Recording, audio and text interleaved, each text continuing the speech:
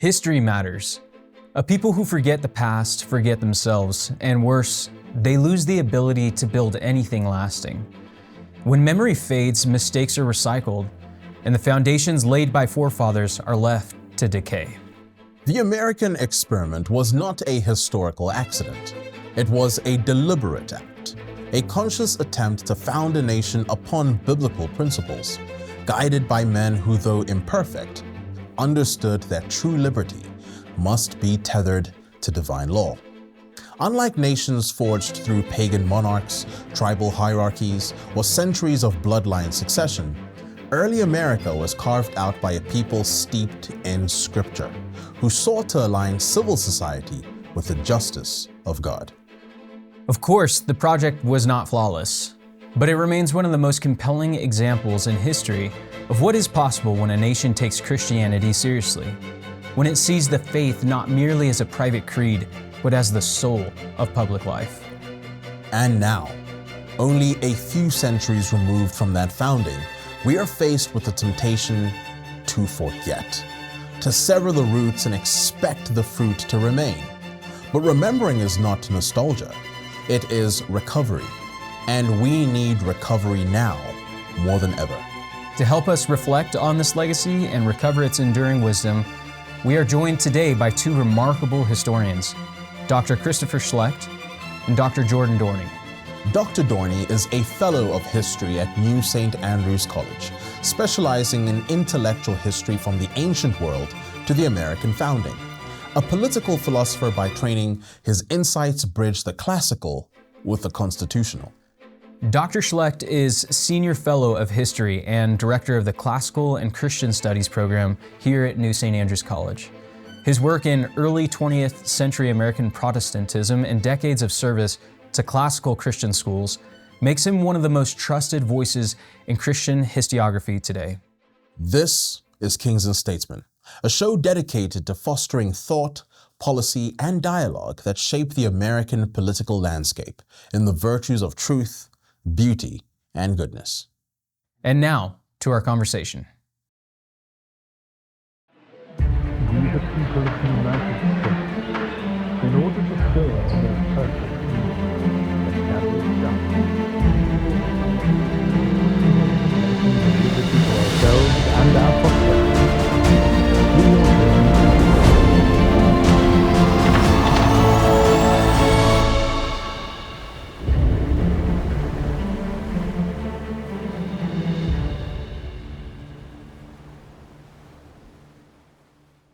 Dr. Dorney, Dr. Schlect, thanks for being here.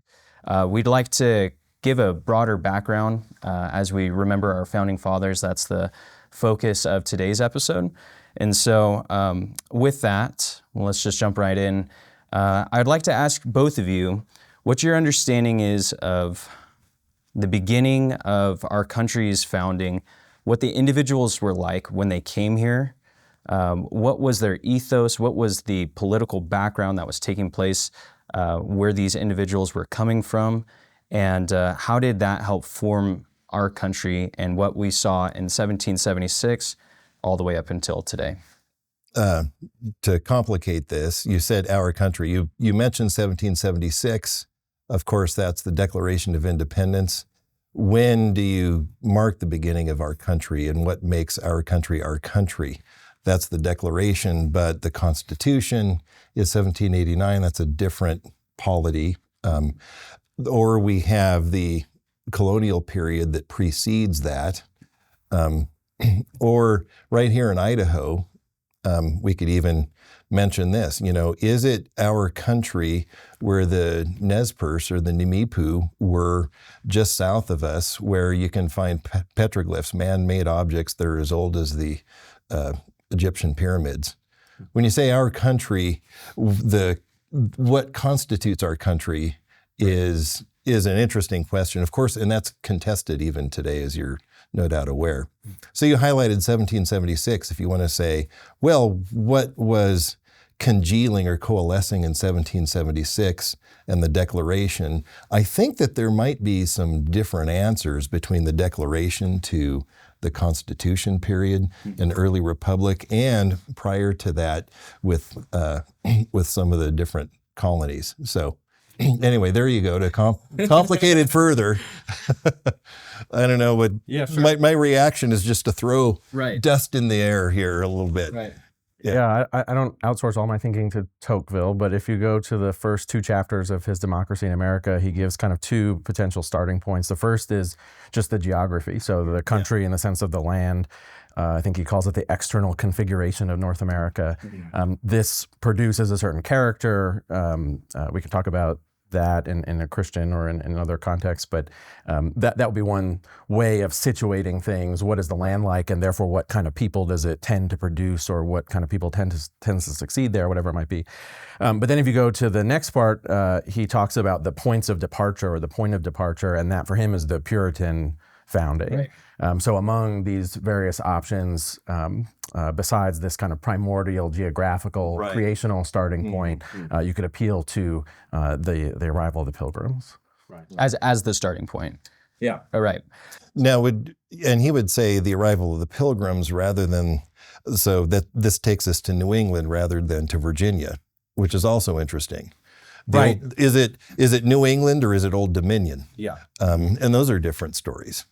Yeah, and simply being there first, of course, doesn't make it the founding. One or the other could be more important for one reason or another, or come to be kind of the mainstream of things or something. So there's a chronological question, and then there's a historical question. Right. So if we were to take the concept, though, of our countries starting roughly when immigrants were coming over, right? I see you cutting through it all. Right. That's right. It's clearly 1619 when the first shipment of slaves came to Virginia. That's the. I mentioned that just to point out that not that I am not to embrace that, but to just recognize that even raising the question invites contestation, particularly in today's identity politics sort of environment. Yeah, and there's going to be, I mean, you brought up a fair point. All right, there's going to be individuals that said, well, the Native Americans were here, and this was their nation before any immigrant from the West came over. So I understand that. Taking a little bit more of a concise. The problem is you got a couple of historians in here, and so this is how we are. We can flesh this out, but we have some time, but I don't know if we want to go that deep. So if we were to say, though, a general idea of individuals coming from Europe and starting this idea of colonies and that as the general concept of when our nation began to take form in a sense that it looks like today. With that, what was the background of the individuals that was coming over here? What was some of the social unrest that was taking place that helped form the thoughts and the ideas that helped formulate what we ended up seeing come to fruition through certain Federalist Papers and the Constitution, the Declaration of Independence, even before that, the Mayflower Compact? What was the ideas that these individuals were personally experiencing at a religious and civic level that helped create some of these documents that helped shape America, the United States of America? Yeah, well, in the case of the Pilgrims who land in Plymouth in 1620, which is memorialized by this rock that you can go visit today, which is... Be disappointed by. Exactly. And somebody nicely etched, here's the rock, 1620, anyway, that somebody stepped on, which is interesting to kind of create this sort of primordial beginning to the United States. But their story is interesting. I think to the sensibilities of most people today, they would be a cult of fanatics, because they were a congregation in England that found themselves as separatists and did not want to be part of the Church of England, experienced some marginalization, so they went to Holland. And William Bradford narrates this. And Holland is supposed to be a hotbed of Reformed thinking, and they wound up deeply concerned about their children and the influences upon their children. It wasn't Reformed enough. And so an entire congregation traveled across the Atlantic and landed in Plymouth. And and when someone, if a pastor were to stand up today and say, the whole congregation is going to take a transatlantic crossing and relocate, what would we think? Right. But that's what it was. Right. So, and that's one. And it's interesting. So a pastor gets up theoretically today and wants to say something like that. The purpose, if it was in similar context, would be religious persecution and like potentially the fact that they don't want their children to look like with what they were seeing. What the leaving England was, there were push factors. The push factors were persecution. They were separatists. They were not conforming to the Church of England. Even the Puritans, who come in 1630, 10 years later, were within the Church of England seeking to reform it from within, whereas the separatists said, we're going to set up shop on our own. And this is the Plymouth group, the Plymouth Colony group, the William Bradford group. Anyway, so they go down to Holland, and while they were able to get along in Holland, I think apart from persecution, in Holland, they were concerned about worldliness, and that's what brought them to, it's sort of the second, plan B was to come to the New World. Plan A was to go to Holland. So that secularness that they are seeing from their children, or they didn't want their kids, was it purely based off of like a religious? They were concerned that their kids might grow up to be Sabbath breakers. Okay. Because I almost in Holland, that's if they didn't want their children to look like Dutch, or if there was a cultural impact there as well, that they were like, well, we're British, and we want to go and preserve this cultural aspect that perhaps Europe didn't offer, and so they continued based off of not only a religious but a cultural aspect of separation. Is there any argument to be made there, or? Well, it's hard to separate cult from culture. Mm-hmm. And so religious versus cultural, I guess I'm coming back to interrogate the question. For them, this was all of a piece. I don't think that they would have minded their children speaking Dutch. Okay. But in some sort of narrow reductive sense. But there was, when you read Bradford's of Plymouth Plantation, Bradford's very clear in his reporting on what was going on in Holland that they were just concerned about worldliness. And he mentioned Sabbath breaking. There's some loose living surrounding alcohol and some other things like that, drunkenness and some libertine attitudes that they didn't embrace. And so they thought England was inhospitable to us. While Holland is hospitable to us, that's not conducive to blend here, so we're going to go to the New World. Again, that's the Plymouth Plantation, which is different than Massachusetts Bay Colony that comes 10 years later. Right. And then we've got Virginia, the Old Dominion, which was a little earlier. And each one of those having their own reasons. Their own reasons. And then by the time we get to 1776, to draw a straight line from Plymouth to 1776 is a little simplistic.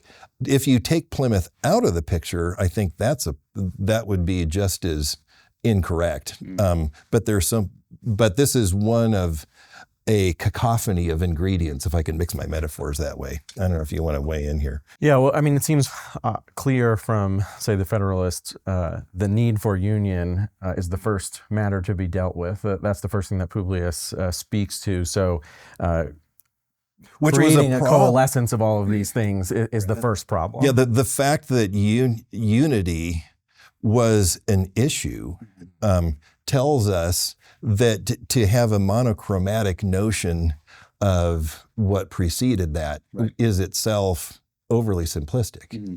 Anyway, go ahead. There you go. So that being said, though, there was ingredients that they all shared in common, and they all came to America maybe off of different, even you could argue different aspects of religion and their way that they wanted to worship. You had Maryland obviously being Catholic.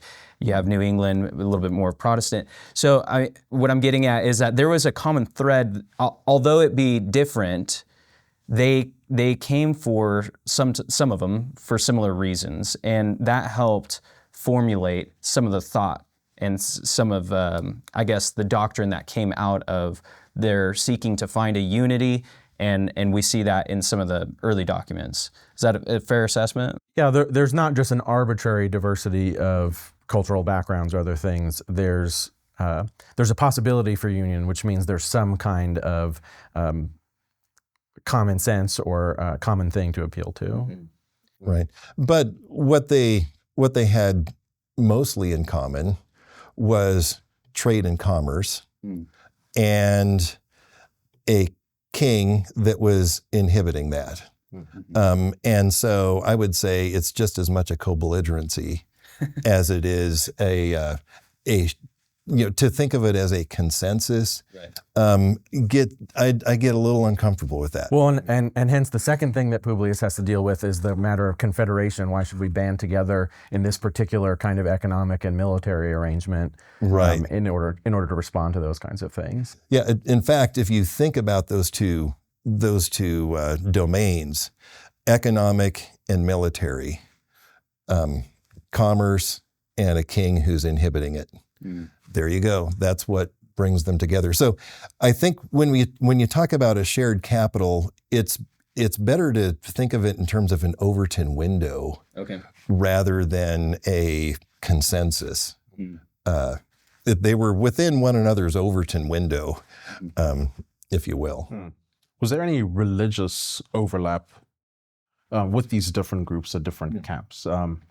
If so, what would that have been? They are early modern Europeans, they're latter-day Europeans. And so you see a lot of that sort of diversity of European expression of Christianity. Now, what's something important, and I think this is probably what you're getting at here, is from the standpoint of today, in a global world,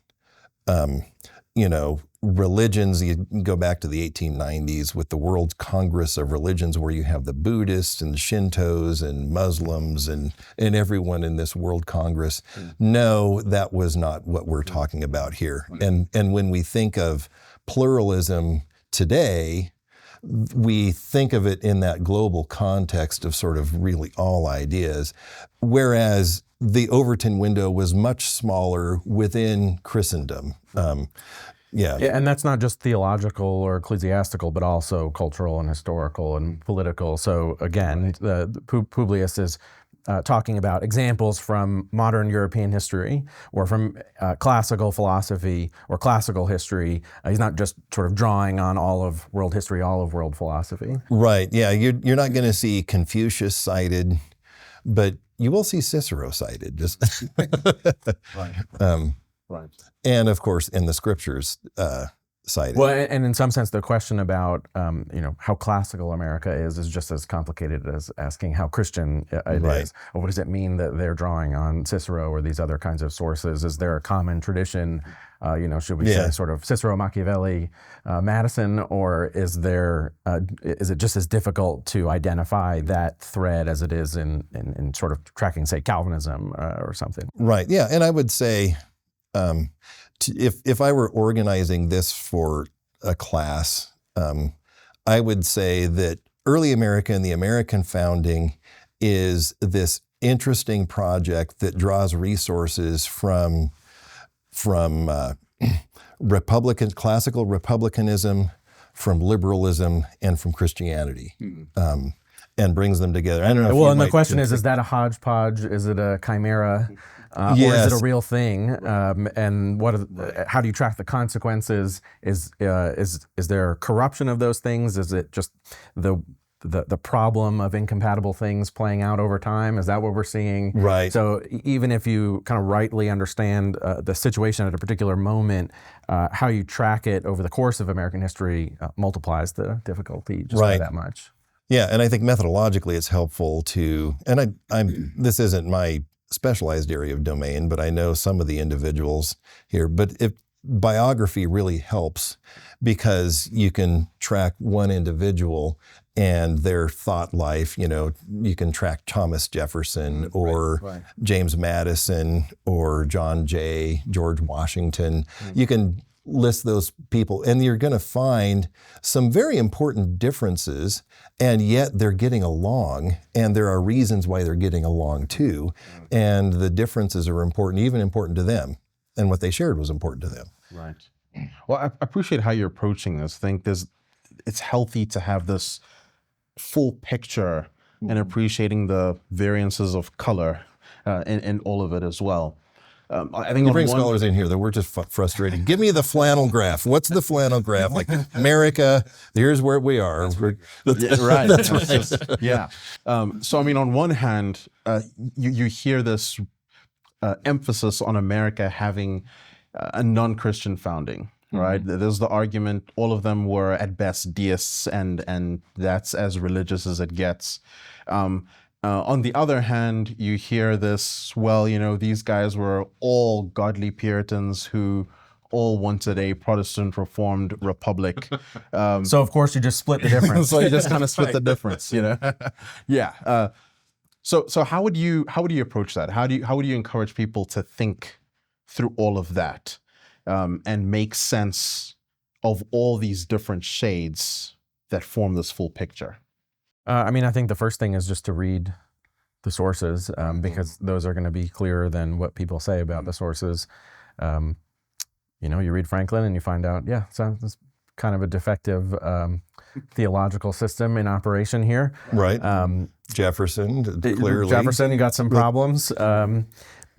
But at the same time, you're not going to find the kind of caricature of the sort of secular founding that is sort of put out there by folks. But neither will you find the caricature of the, super godly man, the last one of them. Neither of those caricatures, which you just represented, they're cartoons that are belied by digging into the sources. And I think the one thing, though, that I think is undeniable is that this was very different and distinct from anything that was happening in the rest of the world as well. Right. There was something very unique about this specific American experiment. What would you point to as its distinctives in that sense? What made this so unique? So I'll give first an answer that I think is not mine, appeal to Madison again. And I think this puts his conception of the founding firmly into a kind of secular and modern perspective. He says what's unique, or potentially at least unique, about the American founding is that it offers the opportunity to found a state based on reflection and choice, not on force and accident. So that's a pretty remarkable statement of American it's like uniqueness. clean slate. Right? Yeah, that for once we're able to actually do what we want to do because we've thought about it. Unlike all those other places that never thought about it and just had to deal with just banged around and then you wind up with the accident of where you land. Yeah, and so there's a very unflattering account of both classical and Christian civilization contained in that, and this is why I take the Federalists to be fairly anti-theological, anti-religious. That's the starting point. So whatever I think our answer is, it has to be in response to something like that. Its uniqueness can't be that kind of sort of quasi-philosophical repudiation of classical Christian civilization. Right. Yeah, and I think and Madison is definitely going to point to the ideas. But when you take a character like Jefferson, for Jefferson, it's the landscape. Again, what's different about America and Europe? Well, they're hemispheres. There's a difference. And so Jefferson, for example, was much more comfortable with democracy. And if you read, early the Federalists really loathed democracy. Jefferson was also well familiar with the cautionary tales about the violence of faction and that sort of thing. And yet, for Jefferson, the existence of this vast tract of land allows everyone. We have everyone who's participating in the civic life can be a yeoman landowner. Right. And so it's not democracy like Athens was. It's this land-holding sort of elite, everyone's got skin in the game. Democracy can work in that kind of environment. And so his notes on the state of Virginia, he was very fascinated with the American landscape and what that contributed.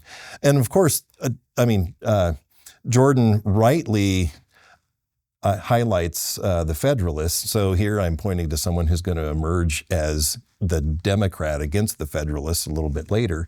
And that, so we even have different accounts of what makes it unique. Is it ideological? Is it landscape? And some other circumstances. And I think that there's something to all of that. Right. It would seem that like all of the ideas, even something that Thomas Jefferson would have of a vast expanding America, all centered around needing a moral people though. I mean, you listen to George Washington's farewell address, John Adams speaks at length about it.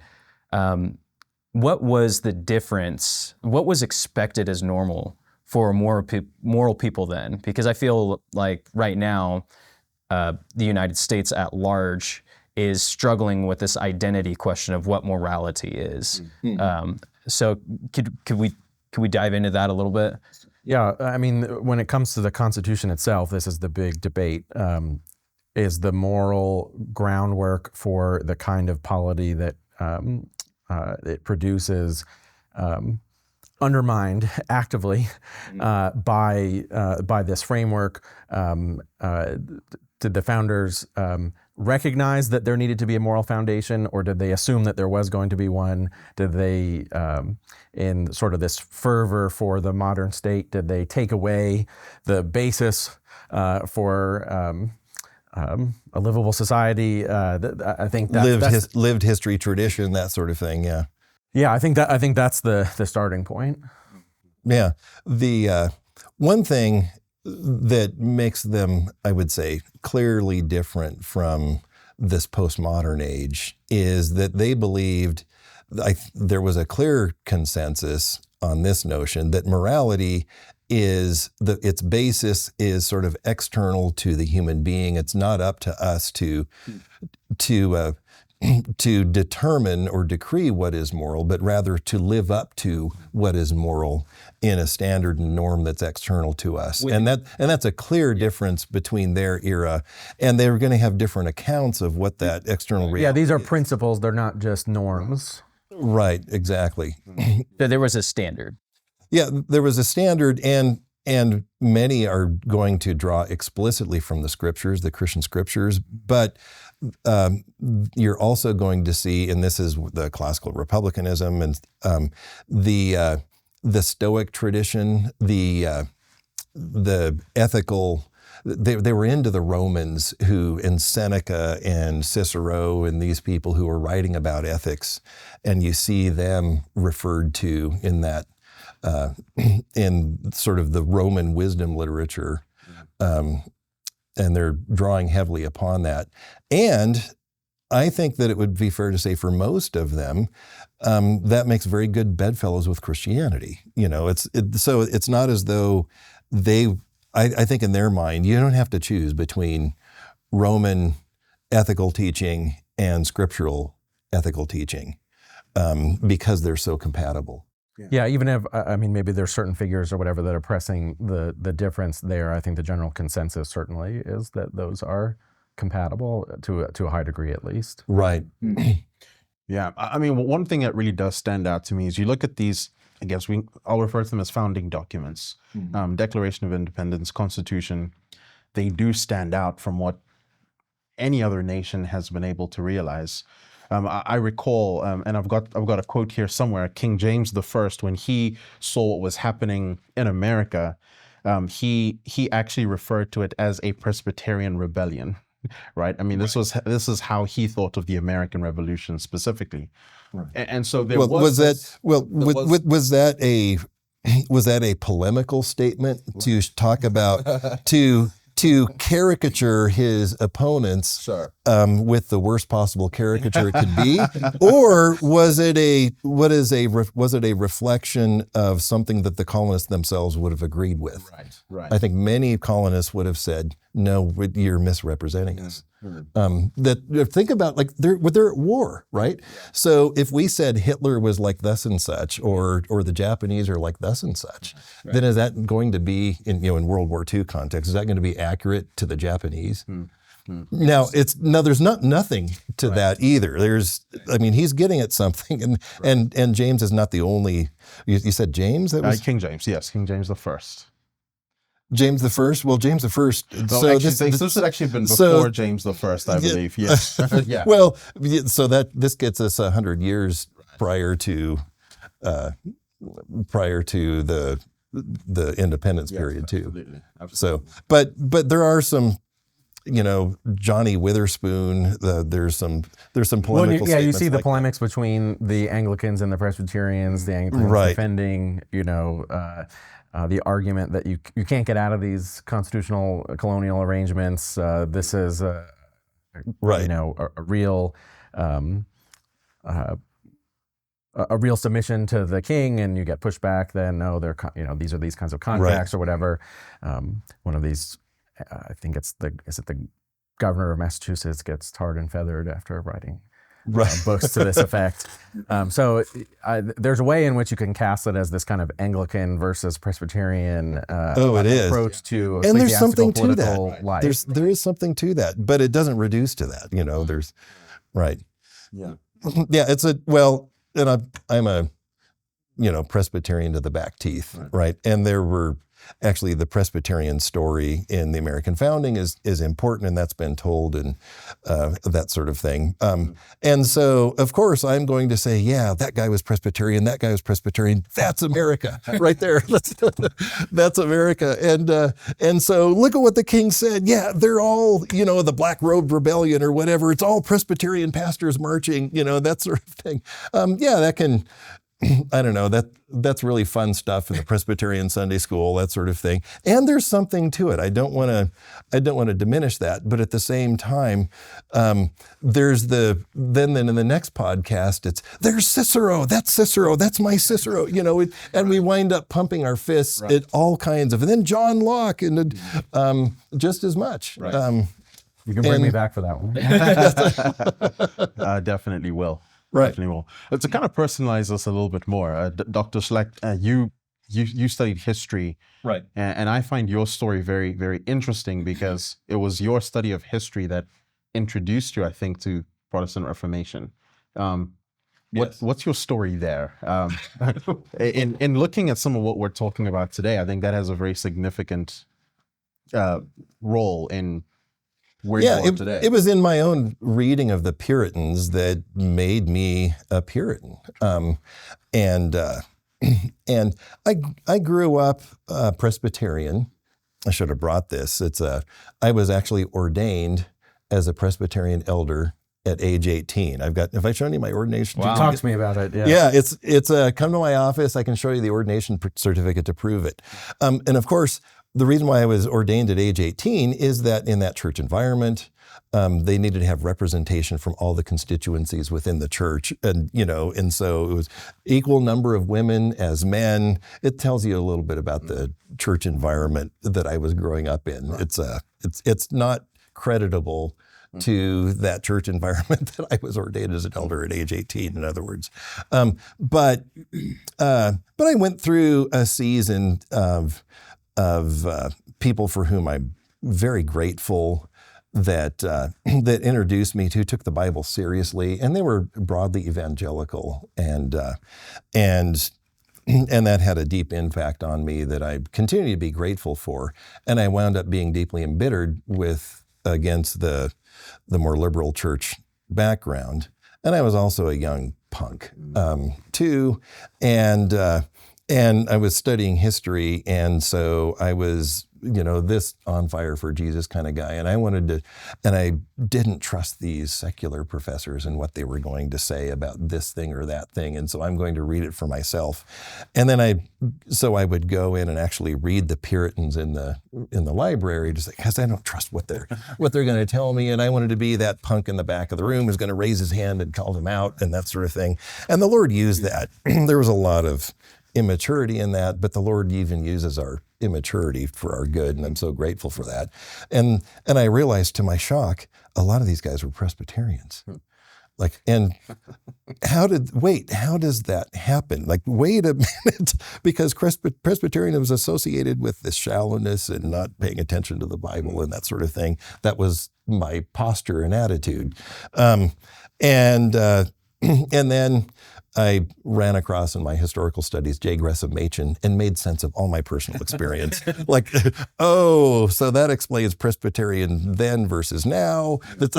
And what happened. Can you flesh that out? I think that's really healthy for our audience to kind of understand, and this kind of harkens back to our conversation on morality a little bit earlier, where it's there's this different understanding of what morality is today versus what it was 400 or 500 years ago. Right. So flesh that out for us a little bit. Well, now the story of Machen takes us to the 1920s and 30s.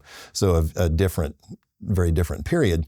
And in that environment, we have theological influences that are unhealthy coming in from Europe, coming in from the old world. And the church winds up being hospitable to flawed theological ideas.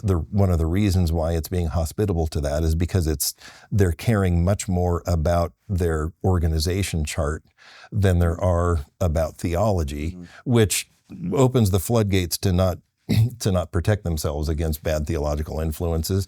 And then J. Gresham Machen was a faithful gadfly who says, hey, wait a minute, that's not confessional, that's not the Bible, that's not Christianity.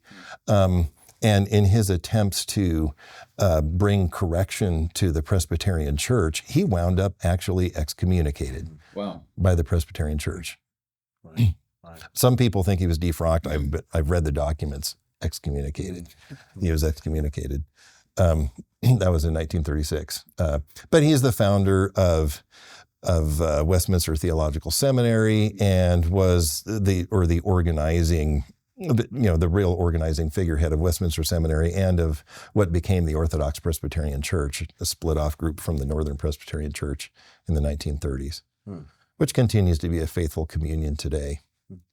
It's just fascinating to me that it would almost seem that there's just over the course of especially the last 150 years that there's been a huge shift from what I would consider to be conservative type Christian principles, and yet you have European influences. You have just a changing here in America of a body politic that is rapidly okay with the debaucherous ideas, right? So if we had trouble identifying the founding, I think we're also going to have trouble identifying what this turning point is. Right. Is it the Civil War? Is it World War II? Is it Unitarianism in the early 19th century? Where is this period of apostasy, or where is this turning point away from whatever we figured out on the Christian founding? It's just this complex a historical question. Right. And to what degree was it already baked into the soil of the 1770s? And to what degree is a departure from it? Yeah. And and that's and I think the answer is yes. Right. Is it Cicero and Locke and Montesquieu getting their pound of flesh, or is it just all sorts of other things? Is it the philosophical incoherence, or coherence, or the moral corruption, or what? Right.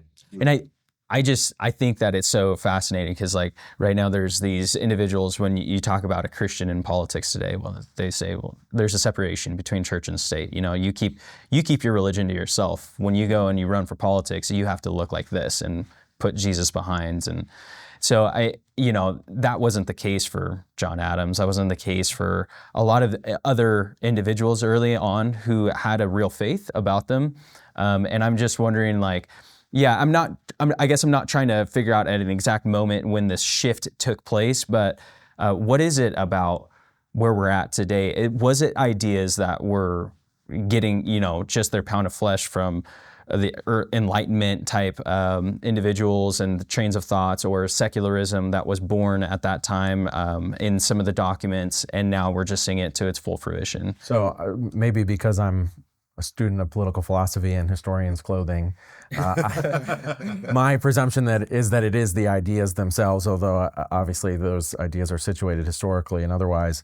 So I think now that doesn't decide the question, because that could still be the decay of the philosophical founding, or it could be the implications of the philosophical founding that get you here. But either way, certainly there's a transformation such that now, or at that point, in other words, there's this perception that what the distinction between the church authority and the political authority means is this kind of enforced neutrality in which you don't talk about anything except the most sort of natural version of God or something. Yeah, I mean, a lot of the American founders they were convinced that, there ought to be a separation of church and state, but would blanch at the thought of, of course it's a Christian magistrate. Mm-hmm. So of the Christian faith and state, they're talking about organizational, right?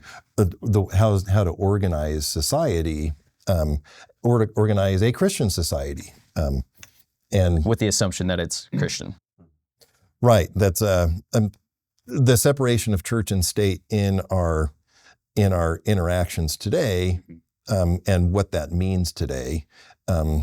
Is different than those who were advocating for the separation of church and state back then. And even there, it gets a little complicated. I think Thomas Jefferson wanted room for the deists then to be full participants in the body politic. A moral deist, but a deist nonetheless. Oh yeah, moral, coming back to the Roman Stoic tradition of virtue, that sort of thing, which he definitely embraced. It's interesting to think through this. Jordan, I'm interested to know, just from your perspective, your synopsis of the American experiment. Mm-hmm. Do you think that much has been learned over time, and that we're now in a much better position to determine what kind of experiment we should be building now, looking back at the past? Are things just getting better and better? Things are getting better, or things getting, That's right. Because I guess when we paint the picture the way we have, there's a sense in which, I hear this and I think, okay, well, I guess this really was an experiment where a lot of things were being figured out in real time. And the fact that we have access to that knowledge means we ought to do something with it. I'm interested to know just what your synopsis is, and then your own propositions on the basis of your synopsis. So I think to deny any kind of progress is difficult, even if one is otherwise depressed by, even if you were just a lover of the Constitution, you might be saddened by various developments over the course of American history. But at the same time, there has been progress in the sense that it's difficult to entirely repudiate the American experiment, right? It hasn't lost credibility in that sense. So whereas the situation for Madison and the rest was one in which, according to them, it had never been done before, and so was entirely new, and if it fails, then it fails forever. That, I think, is not really the case. It's clear that men can govern themselves, whatever that might mean, and however we might object to it, if it means certain kinds of things. So I'm not sure if I have an entire sort of constitutional philosophical history to deliver at the moment, but that would be the kind of thing I would emphasize, that what has changed, the real progress, is that the experiment, if it hasn't entirely worked, it hasn't blown up in our faces so much that it's no longer respectable at all. I'm probably going to be as unclear as Dr. Dorney on that. Like, are we better or worse? You have to choose the thread. Maybe if we can point to race, for example, is one thread, and this might illustrate it. That I think that marginalized races that have been Native, whether it's Native Americans or blacks, are far better off today as participants in the political experiment, insofar as the experiment's a political one, than they were in 1776 or 1789. Right. You know, they're included in deep and profound ways. One of the trade-offs with that, though, is that I think we've elevated race as in an unhelpful way that actually creates other kinds of divisions. And so there's a progress into deterioration even on that one issue. And we can point to a number of things like that. You know, where we're judging people, we're back in a land where we're judging people by the color of their skin and not the content of their character. We're going backwards, not forwards on that issue. Yeah, which is, you know, it's this backwards, forwards kind of thing. And the Declaration and the Constitution then are sort of boiled down or reduced to that single point, rather than being placed on the basis which the founders placed them on. This, again, complex combination. Yeah, it wasn't about race for them. Yeah, that might be an implication, right? That this sense of all men being created equal is certainly an implication. Whatever anyone said at a later date about it. But it obviously wasn't Jefferson or Adams's main point in making that statement. There's a sense in which, and this is me coming as an outsider looking in, I look at the American experiment, I'm like, this is the greatest thing I've ever seen politically. I mean, just to see such a heavy Christian emphasis on just all kinds of founding documents, in the way people thought. There's a sense in which, like, I'd take any of those deists, you know, and throw them into any place around the world, and I'm sure pretty incredible things will happen. And so I think there really is much to learn here. One thing I'd like to angle into here a little bit is the importance of education in all of this. In New England First Fruits, this is a document that basically gave some case for the need for a university, and this is kind of where the idea of Harvard was hatched. And I want to just read a small excerpt here. It says here, quote, "After God had carried us safe to New England and we had built our houses, provided necessities for our livelihood, reared convenient places for God's worship, and settled the civil government, one of the next things we longed for and looked after was to advance learning and perpetuate it to posterity, dreading to leave an illiterate ministry to the churches when our present ministers shall lie in the dust." And of course, Harvard is then formed. And I want to read something else here. Harvard's Rules and Precepts, I think this was written in 1636. And it says here, "Let every student be plainly instructed and earnestly pressed to consider well the main end of his life and studies is to know God and Jesus Christ, which is eternal life, and therefore lay Christ at the bottom as the only foundation of all sound knowledge and learning." When I read these statements... That's right. When I read these statements, there's a clear, well, there seems to be a very clear understanding of the necessity of building a culture to support civic governance, just civility as a whole. What do you make of this, and why was this significant at this time, do you think? This, again, is an area where there's potential criticism of the founders and framers, right? So whether you're thinking of the Declaration or the Constitution, did they provide the kind of ongoing commitment to moral education that would be required to back up what they did? You know, you could talk about their debates about founding a federal or a national university and other things, but clearly there's not as robust a commitment to the kinds of things that you just read out in those documents as there is in what you read. So that on its face at least seems to be a major problem. Right. And this comes back to what I said about Overton window, just to further what Jordan said. when you read the independence era founding documents that he was referring to, which don't carry the full-throated Christian commitment like this, they clearly, though, cast it such that these kinds of people who had these views were in group rather than out group, right? And so they framed it such that that can be a comment, but they also framed it so that Jefferson was also in group. And that's, so think of it in terms of Overton window. And you've identified something that, I rise up and honor and salute, you know, but they in-grouped a lot of things, right? And that comes back to, I think, what Jordan was just saying. Yeah, and of course, I mean, this kind of carries over. Of course, Harvard essentially fails.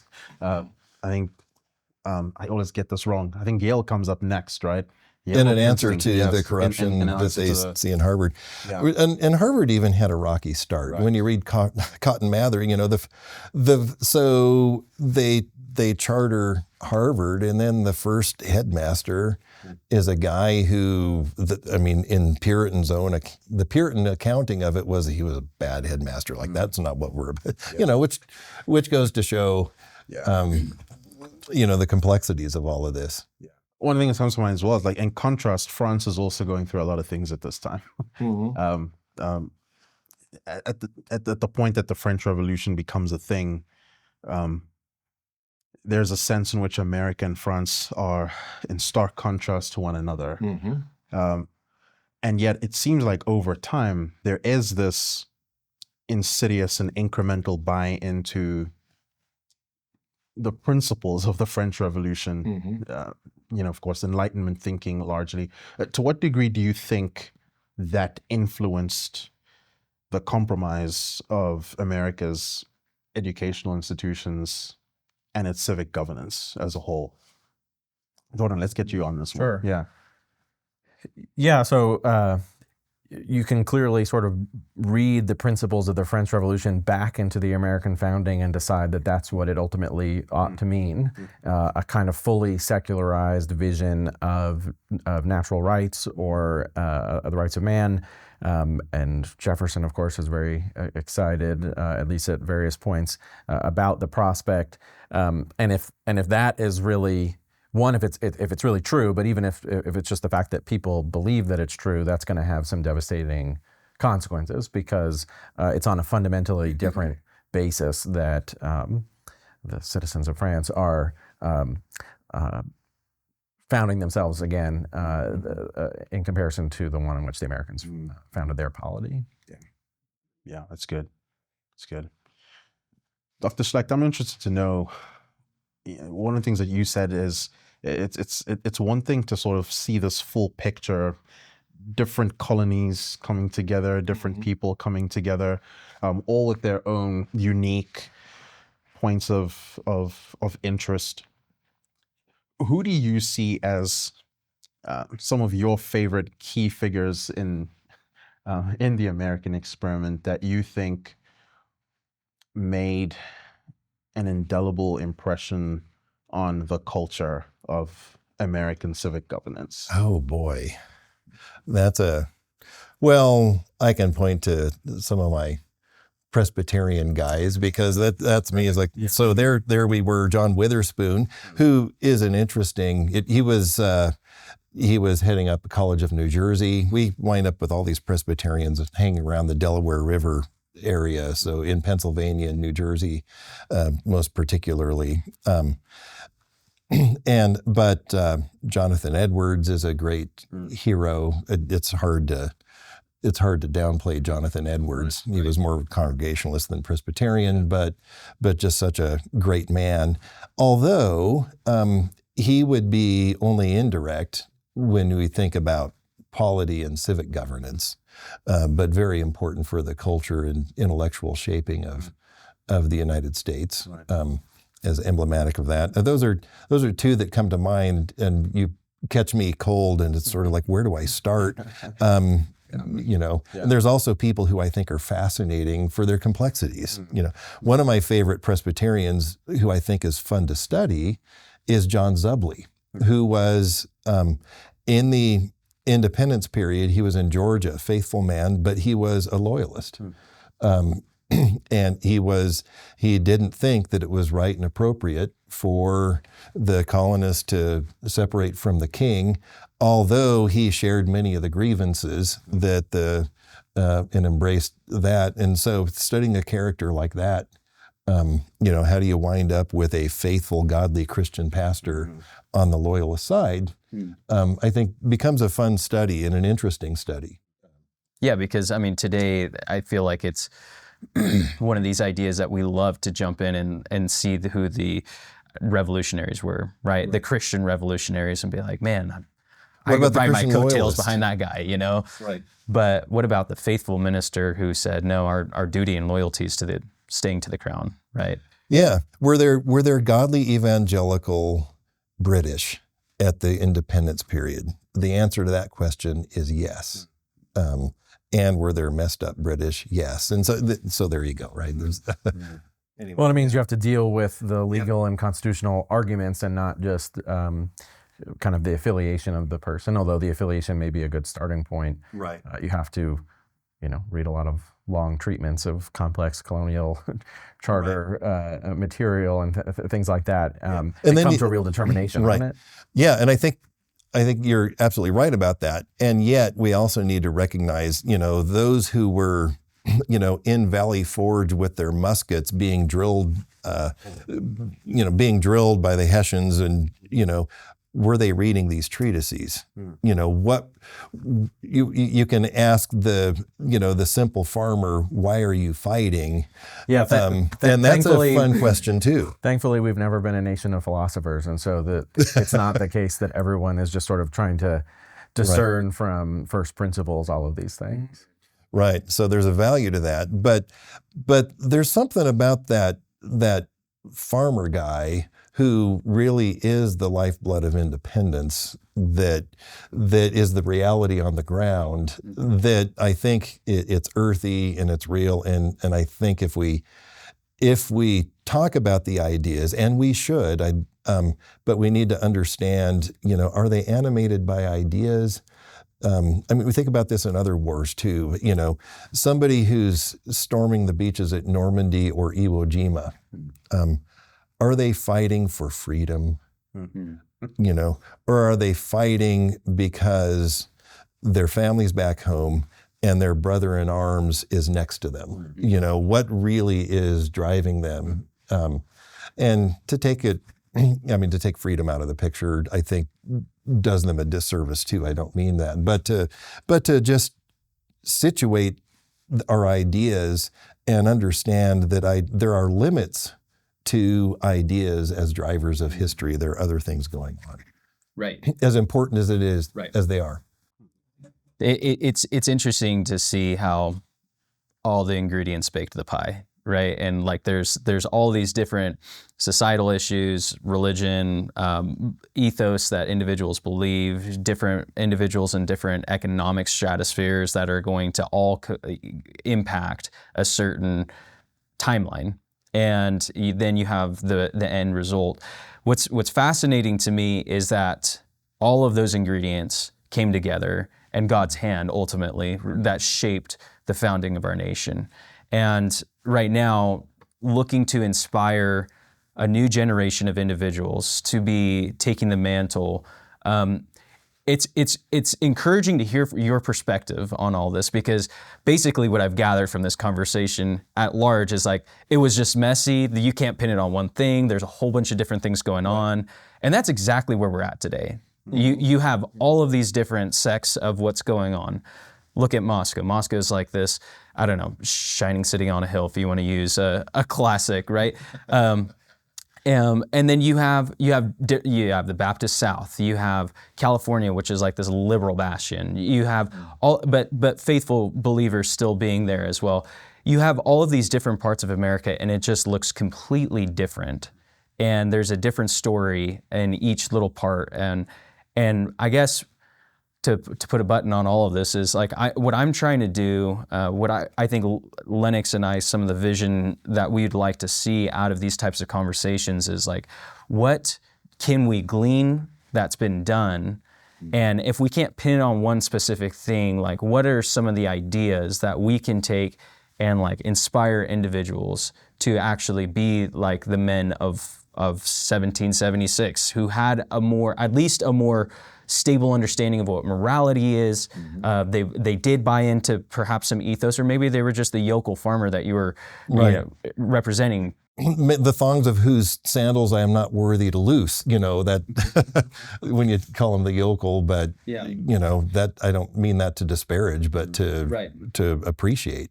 So if I can start in a funny place, so Machiavelli, when he's trying to encourage the sort of political revolution that he is, and he's trying to encourage young men especially to rise up and take these positions of power, he says, what do you think? The world is different. The cosmos has changed. Human nature has changed. The stars are different than they were. You look at the ancient models and you can't imitate them. Come on, this is the way that it is. That's the way it was for them too.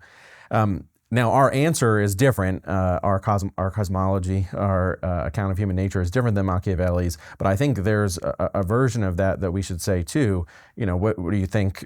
It was easy for these other men? You think that they lived on some other planet? That they lived under the hand of some other god?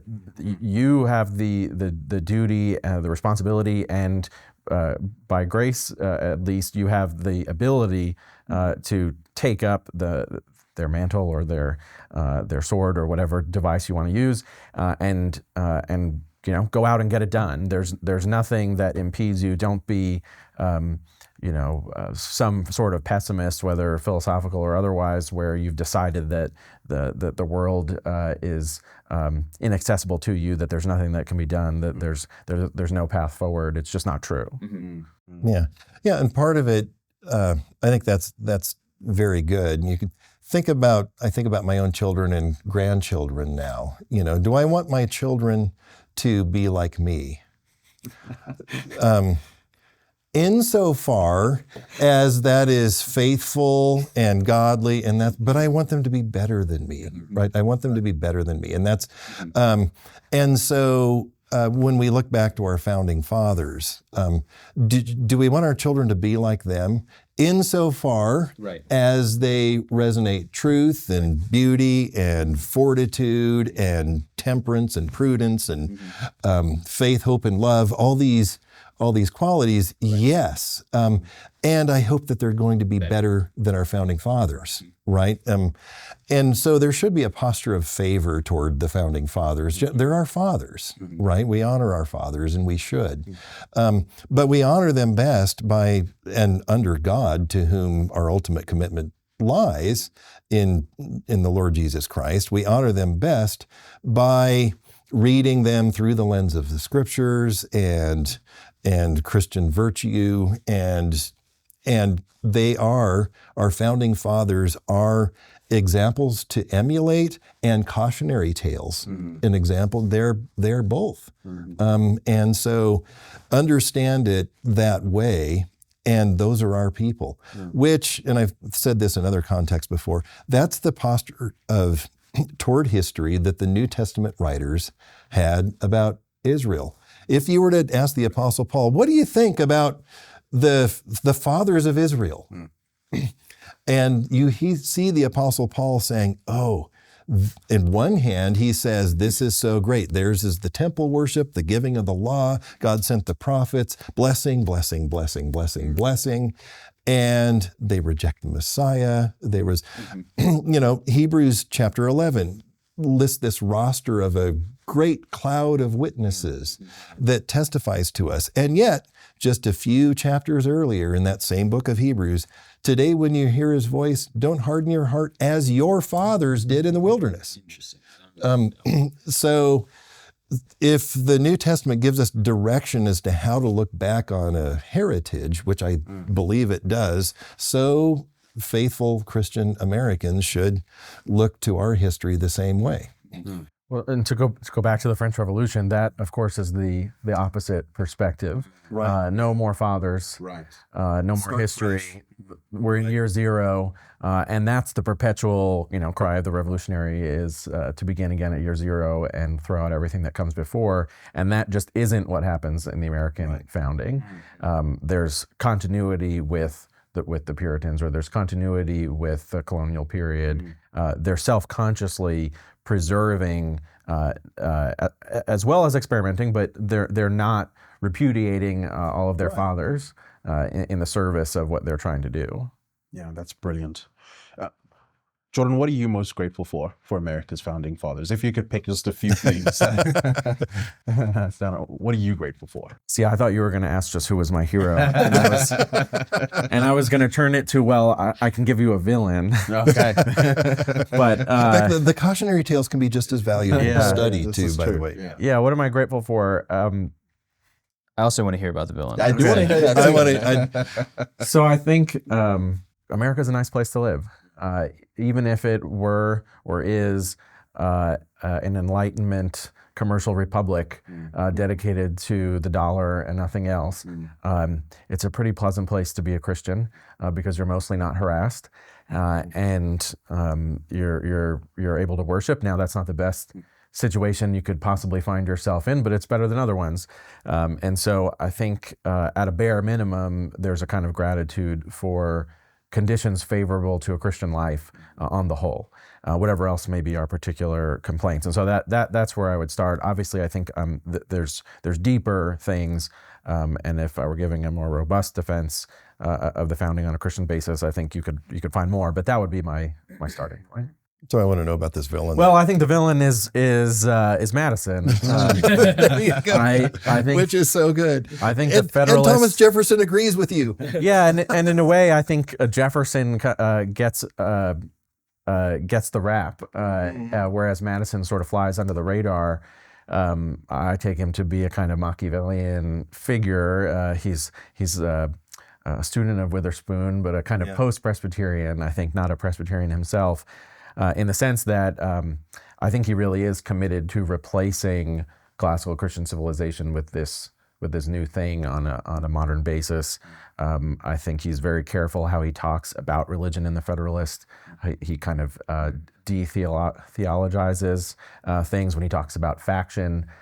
He turns what would ordinarily be the discussion of religious conflict into a purely political matter. He does it very subtly, and so the effect is that you kind of don't realize how he's transformed, say, modern European history into an entirely new thing in just the way that he frames things. So I appreciate him very much. I think Madison's well worth studying, but I think ultimately he is one of the potential sources for things playing out in a way that were, I think, not expected by this wide circle of people that acceded to the Constitution. That's it. It just goes back to this idea that like ideas have consequences, and individuals who are planting these seeds, like we will see the fruit. It maybe not then, but in generations to come. And it's fascinating to hear, his take on just a slightly subtle nuance, removing a theologizing, as you said, of certain concepts. And I think that's in essence, what we've seen taking place in our civics for the last 100 years is removing God from education, from government at large. And that's what's fascinating. We briefly talked about the role of education, but the average individual being educated by the New England Primer during this time, the average kid was learning theology, catechisms, who were key characters in the Bible, right? And like that you cannot disregard the role of education and the fact that ideas have consequences. And if you're going to educate the majority of individuals off of a Christian education, you're going to have, hopefully if God saves them, right, mostly Christian people.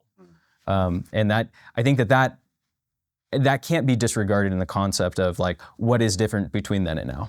Yeah, I think you're exactly right. That can't be disregarded.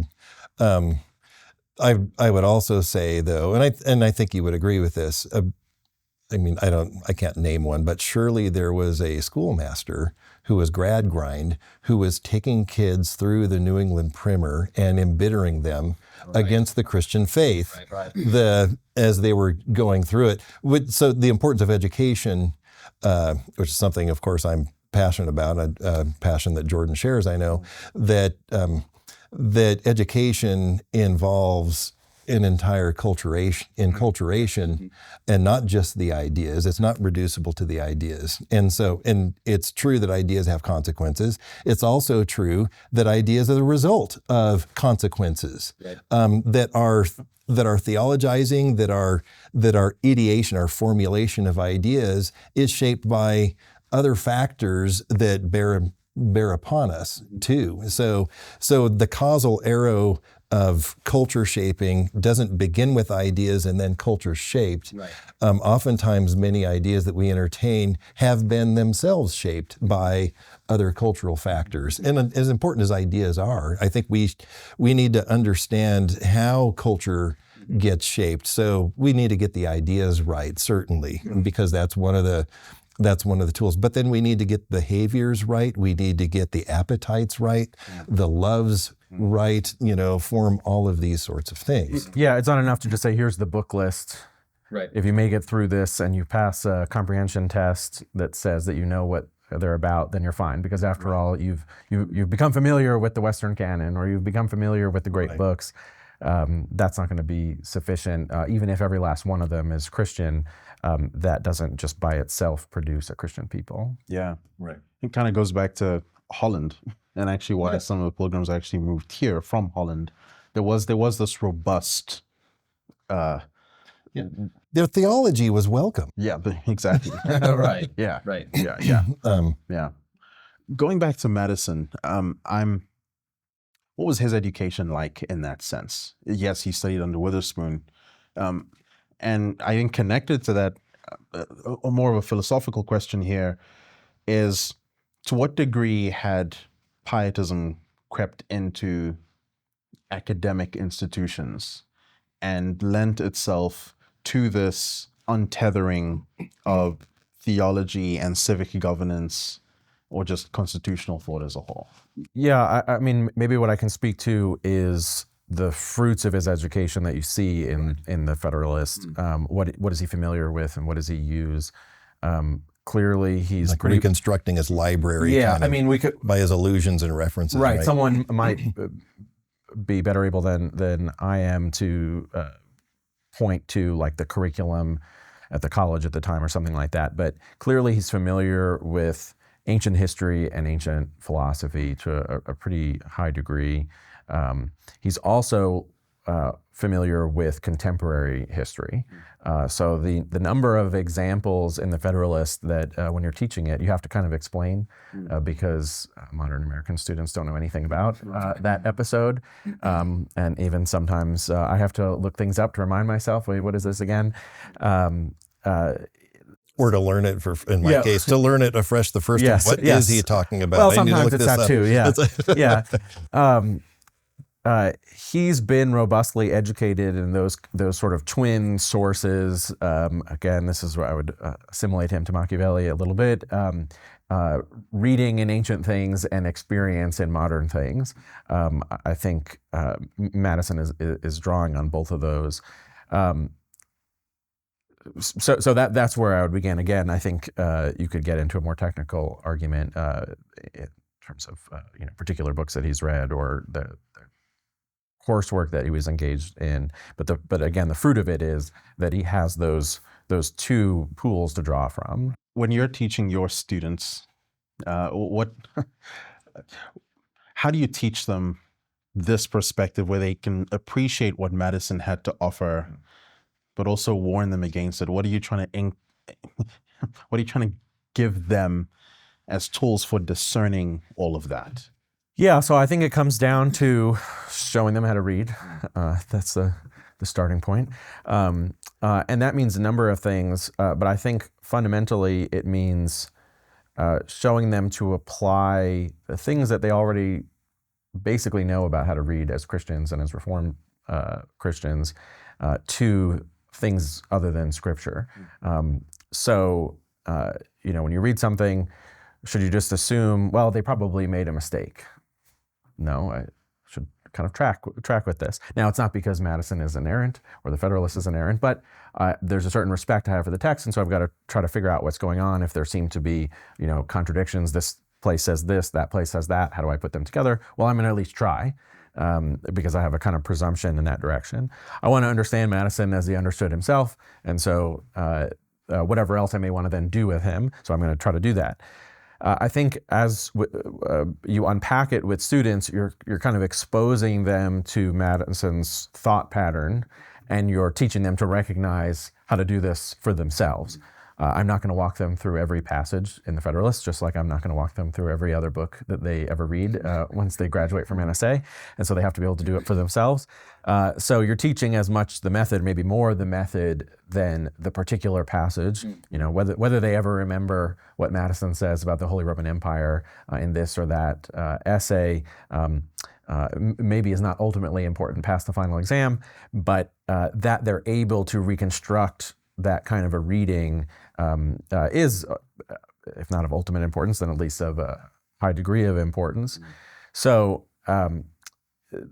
then it comes to, I think, being careful about this, because I think just sort of saying, well, all right, so let's walk through all these terrible things and expose everyone to all of these teachings by various nefarious folks, and it'll be fine because after all, they're Christians and they're at a Christian school, and don't worry about it. I think that is a very reckless procedure, and so I have a responsibility not to actively be intentionally making them worse or negligently making them worse than they are already, and so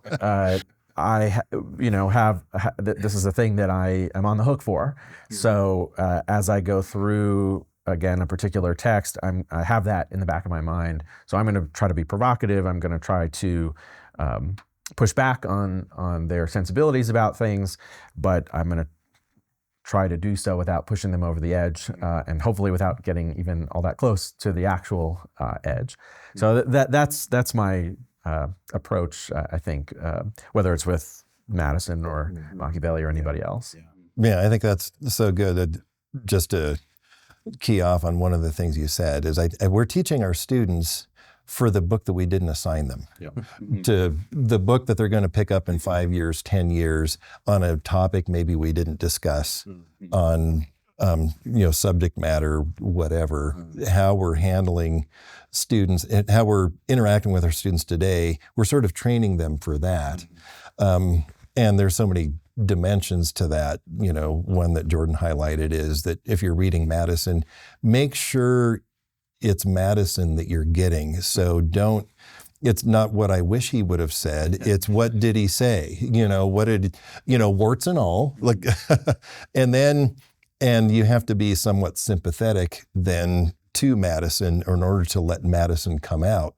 And then insofar as he's got great things to say and not so great things to say, and this is true of any text, substitute Madison for Dante, for any extra biblical text, is you're modeling, and you also want the bad ideas, some of them at least, to really come out, because I want students within the crucible of my classroom to know how to confront and, to experience what it's like to have some dissonance. But then, we're on the hook for this. Jordan said something so important. We need to train them also what's a faithful response. And we don't train them into a faithful response if we clap their eyes over and say, there's a bad idea, flee, flee, flee. That's not helping them 10 years on. Right. So let the bad idea actually have some force. But this becomes like the personal relationship you have with the students, knowing their frame, knowing where they are, when to let the dissonance go and when to have it resolve, and how to model that. Once again, I'd come back to the apostles, and they march through the Old Testament telling us how to handle it. Right. To what degree do you underscore the sovereignty of God, His providence in the reading of history, to show your students that this is not just some isolated reading, or the reason we can actually come across ideas we disagree with in history is because God is still sovereign over all of it. To what degree do you underscore that in your own educational pedagogy? Yeah, the last point there is helpful. Although I'm worried about them, they don't have to be worried about it, right? Because it's all going to be fine, right? There's that kind of thing with that. I don't think you have to tend toward a hyper-Calvinist fatalism in saying it that way. I think that's a helpful way of putting it.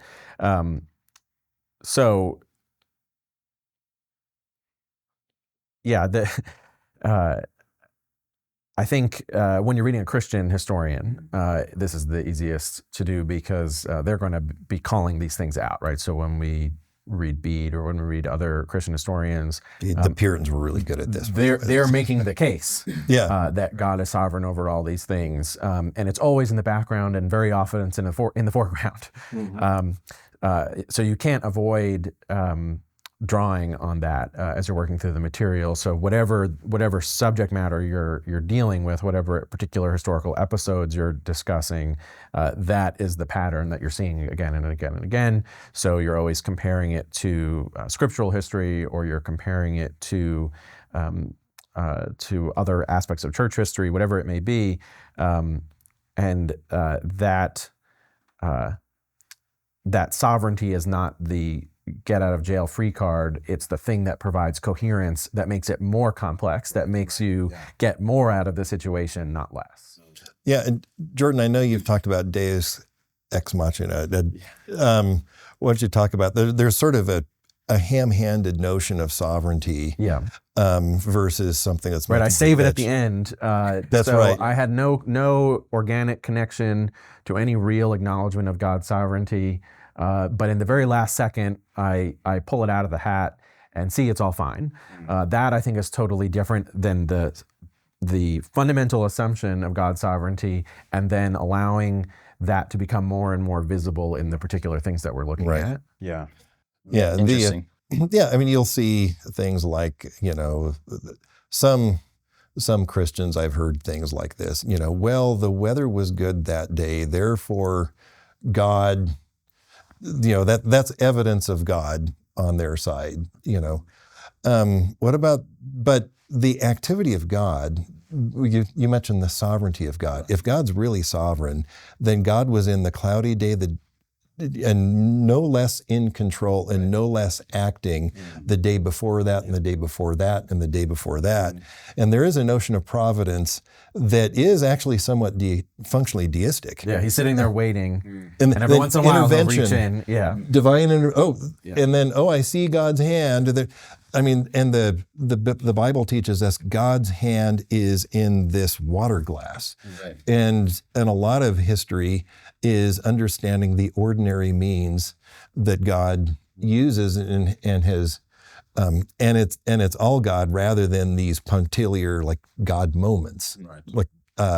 And some Christian educators, some Christian schools think that they kind of treat providence in that sort of peekaboo God sense. God just kind of jumps out of the bushes in history every now and then to show you that he's there. Yeah, I think that's fascinating, because if God is sovereign over everything, this kind of feels like a very John Calvin type-ish, a little bit, idea, but God is truly sovereign over everything. We cannot disregard the smallest things that take place to the largest of things. And going back, as we are back to our founding fathers, a question I would have is what was I know that this is really going to be really hard for two historians to, you guys all could say, oh, it was all over the place, but no, was there a general consensus of what individuals thought on the sovereignty of God during that time? Or was it, again, all over the place? Because I wonder if these individuals, there is a lot of talk about providence, the hand of God coming down and blessing these new immigrants into this new nation. What it was their understanding of God's role in the formation, and I understand we do have individuals that were saying, no, God, we need to be loyal to the king, and they were faithful ministers. Is there a continuity at all that we can draw from what their general understanding was of the sovereignty of God? To go back to one of the things I mentioned at the very beginning, the geographical component, I think because of the nature of the American land, God's providence in that sense is so obvious to everyone. This is a great place to be, that I think that's almost universally acknowledged. Or that they survived crossing the Atlantic in a boat? Yeah, I think those sort of traumatic things too. But it's hard to look around at the world and see and not see God's hand. And so I think that allows for, or let's say God uses that to create a kind of background assumption of providential working, whatever else may be going on again with this. Not everyone is a particularly good Christian and all of those other qualifications that we could make. To me, it seems that sort of creational providence is so obvious in America that it has a social effect. Fascinating. Yeah, that is an interesting question for you, gentlemen. I think we live in a world now in America where students are, on one hand, taught to disregard God as an entity who orders the affairs of man and the entire cosmos, and also who seem to be conditioned away from any kind of patriotism. So there's this growing loathing for America. And I hear some people attribute this to the public school system. And, I guess we just live in this world where there's this anti-America dogma around. To what degree are you aware of that? And just aware of the fact that this is the kind of world that your students are engaging as well? Yeah, I mean, just to know, yeah. Well, since coming here from a large public university, I'm less aware, thankfully. But I mean, it's clear why denying God's sovereignty leads to denying any kind of sovereignty at all, if those are sort of subordinate images of that concept, of that reality. Government is nothing but a collection of oppressive forces. I think that's the necessary consequence of an atheistic cosmos. And so I think then that produces all sorts of reasons why you wouldn't be patriotic at all, because you're sort of under the thumb of government. Why would I like that? Not quite a libertarianism, but a sort of maybe a left-wing libertarianism or something, something to that effect. Yeah, and I'd like to say that I'm keenly aware of that. I always need to study and try to stay somewhat fresh on scholarship and what's happening in the historical landscape. But being at New St. Andrews, I think one of the reasons why our students come here is because they have an awareness of those things already. Like, we don't signal 1619 Project when, and identity politics and, social justice in our marketing, right? And so students come here in part because of, we try to faithfully represent our mission and who we're all about. So then, I see this as I have Christian students, and I go after sort of the dumb Christian responses to that, which is like, let's have much more sophisticated and robust and potent Christian responses to it, rather than bumper sticker slogan Christian responses to it. And so, in fact, just a couple of weeks ago, my students read a famous essay by Kimberly Crenshaw on intersectionality, and I wanted them to see her arguments, to deal with and to interact with her arguments, and some of that stuff is gobbledygook. This, I think, was a piece of somewhat clear writing, and I wanted them to, and I think that there's a response to it, but it's not a simple, like, oh, wave your hand, that's dumb.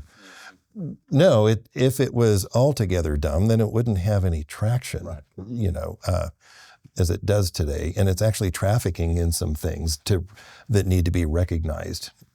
Yeah, that's intriguing, and it's incredible that that's your approach to learning. Jordan, I want to go back to something on the French Revolution specifically. Yes, that's Jay Madison. It's like Kimberly Crenshaw. That tell you something. Yeah. I better talk to Jordan.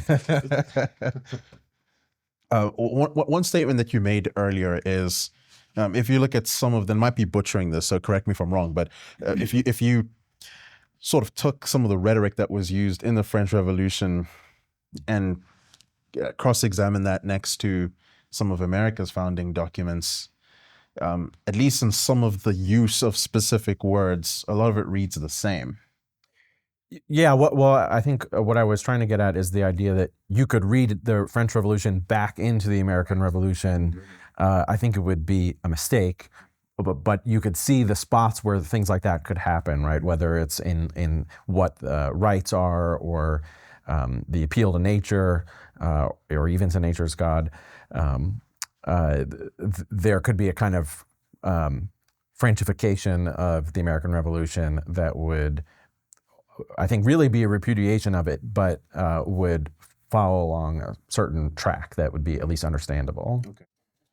What is it that you think we need to understand about, I just very plainly, the use of language as we think about civic discourse in these realms?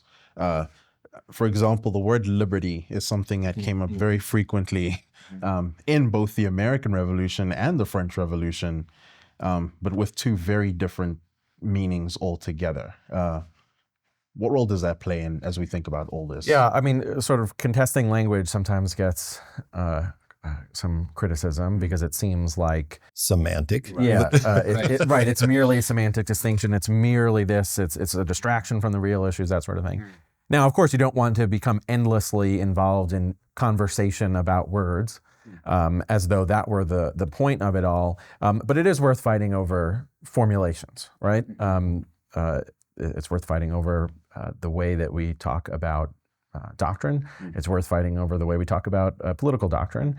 So if you're sort of simply anti-philosophical when it comes to these things, and you think, no, what I take all of this to mean is everyone says everything, and so I'm just going to do what I want to do, then you're going to run into all sorts of problems.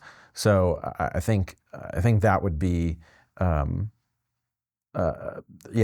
major mistake, and so we sort of have to double down on the importance of language, but without getting going astray in all sorts of ways, where it is then semantic. It is about kind of technical jargon or something like that, as though the precise formulation of things itself were satisfactory.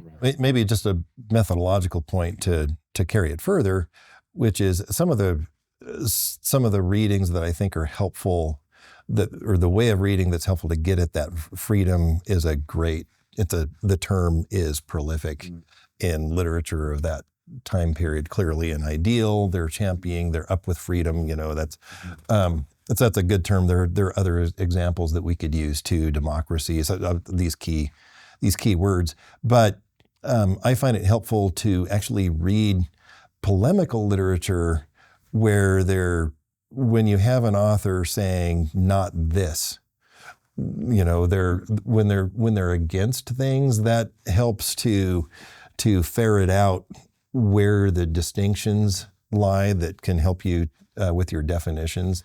When they're positively constructing ideas, oftentimes they're not building walls around potential misunderstandings. And that's, Jordan talking about, he's quite right, reading the French Revolution back into those documents. Sometimes the way that they're written is not tailored to foreclosing that as a misunderstanding. So when they're writing in order to foreclose ideas, those are sometimes the most helpful to see and recognize these distinctions. What do you think is one of the most potent ways to engage with a secularized world that we live in today, as we think about things like America's founding? In Moscow, we are starkly aware of the fact that there's an antithesis to much of what we stand on and believe, right? How should we engage, especially as the world seeks to revise history for its own convenient narrative? How do we arm ourselves against that sort of onslaught? I think there's a variety of rhetorical strategies that are good, and some of it may depend on personality or other things, or depend on the situation, depend on the audience that you're trying to reach. So I think there's a range of things that people could pursue. My own maybe would be one I could explain.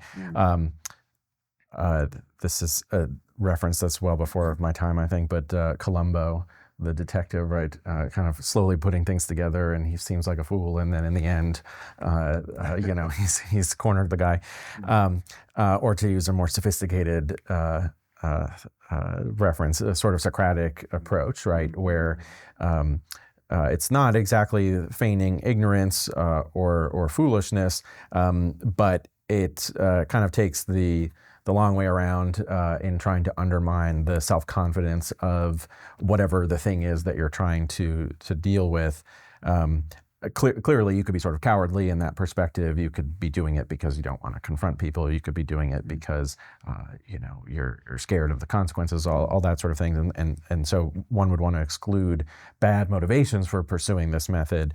But I think at its best, it involves the kind of sensitivity to students that we were talking about before, making sure that they're safe but also bold, and actually deals with serious villains, right? That you're actually going after them. I mean, Socrates got killed, so it's not as though his method led to all sweetness and light. So I think so long as you can uphold that kind of robust commitment to the truth, then something like that method is at least my preferred one, though again, I think it's not because that's absolutely the best, but it seems to at least fit my personality somewhat. Yeah. Well, and closely related to that is just to have it deep in the student's bones to, the sources, rather, and then how to read, like we've been talking about, rather than, to be swayed by assertions. It's sort of like the historian version of being Bereans, they search the scriptures. Well, historians search their sources, extra biblical sources, but the sources nonetheless. So for instance, when I was in a more hostile environment than NSA, I would do things like, well, Aristotle says... Oh yeah. I don't know about you or me, but but this guy's here saying this kind of thing. What do you think of that? And I think there's a value in that particular version of going to the text, where almost you're sort of diverting attention from yourself to this thing which can take the heat, and then using that to kind of in a way distract people from the sort of direct confrontation that otherwise might turn off certain things.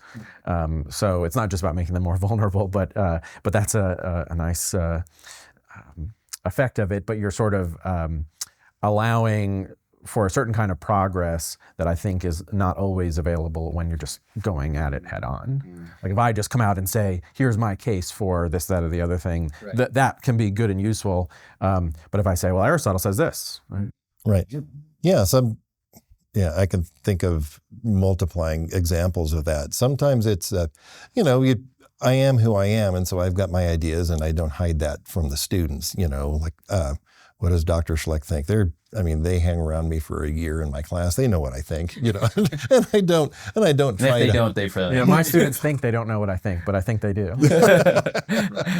Yeah, but you intervene and say, well, here's my take on this, but you don't do that all the time. In fact, if you do that all the time, then that just becomes a crutch. Yeah, it's not a history course at that point.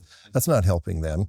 I mean, when I was teaching at Washington State University, I remember this was 20th century history, but we work through Margaret Sanger and G.K. Chesterton. And it's like G.K. Chesterton answering Margaret Sanger. And it's in the sources. I did a very similar thing in a very similar situation. So there you go.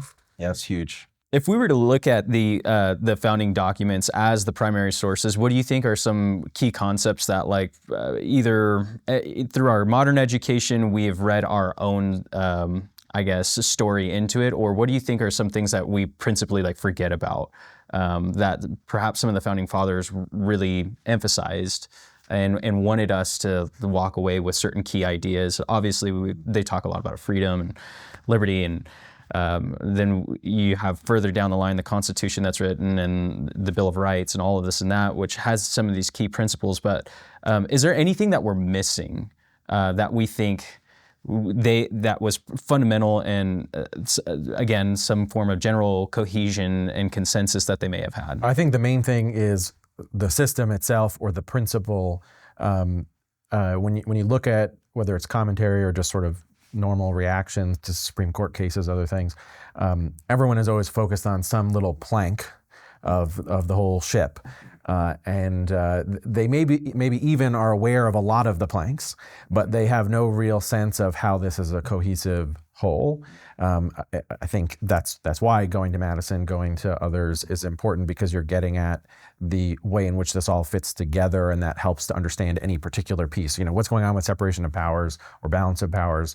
Well, if you just treat those as discrete objects, they can only get you so far. But in this whole federal or confederal system, there's a lot more going on, right? So I think to me, that's the most important example, is the system itself. It's still working, perhaps, like we lose track of the forest for the trees type idea. Yeah, whether we're focused too much on constitutional particular issues, or even whether we're just focused on policy, we see either the last outcome of the system, or we see one part of the system, and we don't recognize this whole order. And that it's working. Yeah. Perhaps not to what we like, but it's working. Right, even in its dysfunction, we don't recognize it because we're only recognizing, well, you know, so-and-so overstepped their authority, supposedly, in this or that, or this policy I don't like, but I don't know why it fits or doesn't fit into the whole system. You'd have to have a sense of it in order to make that a cohesive or comprehensive claim. Kind of flesh that out a little bit further. So there's checks and balances that are written into the Constitution. The state legislature used to appoint U.S. senators. When you start seeing some of these checks and balances removed for a more democratic method, is that going to lead to a benefit to our society at large, or what's your personal take on it? I think that's a good example. So constitutional amendments are a good case, and there's fewer of them to deal with than just every last law or policy that comes out of the federal government. You know, under one view, well, here are all these democratizing perfections of the original Constitution. Now that already creates this kind of pre-constitutional commitment to democracy that I think is suspect for a variety of reasons. But unless you are not just aware of, but understand the function of the Senate in Madison's system, you know, you probably shouldn't be figuring out, you probably shouldn't be trying to make major adjustments to it. Now, it could well turn out, no, that really is a perfection of Madison's system or ours, and we should absolutely pursue it, fine. But if you don't reach that level of the discussion, then you've missed the whole thing. Right. At least, again, a great case study. Know why they set it up the way they did before you adjust it, rather than the Chestertonian point, right? Exactly. And it's not perfect, and it's subject to reform and modification. That's, you know, all well and good, but mind.